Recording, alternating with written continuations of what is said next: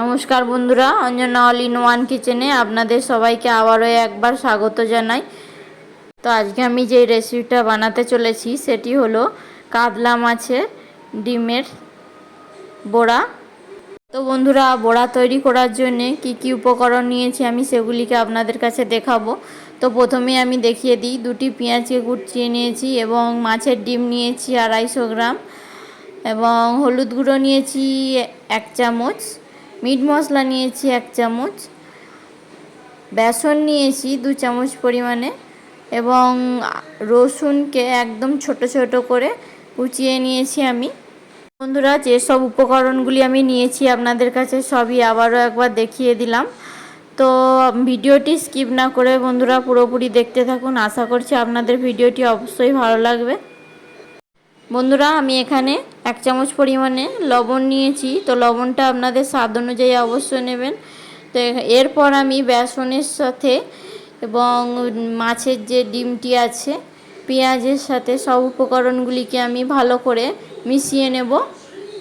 তো এটাকে কিন্তু অবশ্যই ভালো করে মিক্স করতে হবে অনেকক্ষণ ধরে, একটুখানি মিশিয়ে নিলে হবে না, অন্তত ম্যাক্সিমাম 5 থেকে 6 মিনিট আপনাদেরকে মিশিয়ে নিতে হবে ভালো করে।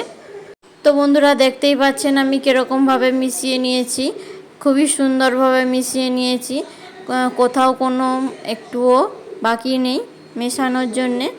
তো দেখতেই পাচ্ছেন বন্ধুরা, এরপরে আমি একটি তাওয়ার মধ্যে 3 থেকে 4 চামচ পরিমাণে সরষের তেল নিয়ে নিয়েছি। আর বন্ধুরা, আপনারা অবশ্যই খেয়াল রাখবেন যেন গ্যাসের আঁচটি একদম লো ফ্লেমে থাকে, না হলে কিন্তু বড়াটি ঠিকভাবে হবে না, পুড়ে যেতে পারে। তাওয়াটি গরম হয়ে এসেছে, এবার আমি একটি একটি করে কাতলা মাছের ডিমের বড়াগুলিকে ছেড়ে দেব তাওয়ার মধ্যে। তো একটি একটি করে দেওয়ার পরে আমি ভালো করে ভেজে নেব। তো বন্ধুরা, আপনারা অবশ্যই খেয়াল রাখবে তাওয়াইতে বড়াগুলি দেওয়ার সময় কিন্তু পাতলা পাতলা করে দিতে হবে। আপনারা চাইলে চামচের দ্বারাতেও দিতে পারেন, কোনো সমস্যা নেই। সব বড়াগুলি তাওয়ার মধ্যে দেওয়া হয়ে গেছে আর গ্যাসের আঁচটি একদম লোতে আছে। এরপর মাছের বড়াটি ধীরে ধীরে হতে থাকবে। আপনারা যদি গরম ভাতের সঙ্গে এই বড়াটি খেতে পারেন তাহলে তো খুবই সুন্দর লাগবে। চাইলে রুটির সাথেও খেতে পারেন, বড়াটি কিন্তু খুবই ভালো লাগবে। তো বড়াটির একটা দিক হয়ে এসেছে, এরপর আমি একটি একটি করে বড়াটিকে উল্টে দেব খুন্তির সাহায্যে।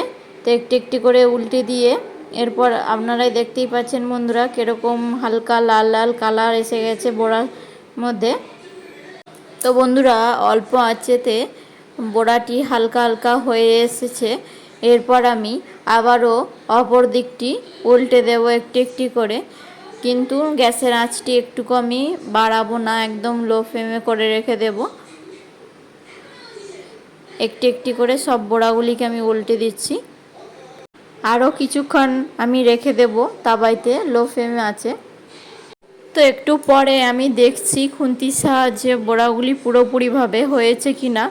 তো এখনও পর্যন্ত হয়নি, একটু বাকি রয়েছে।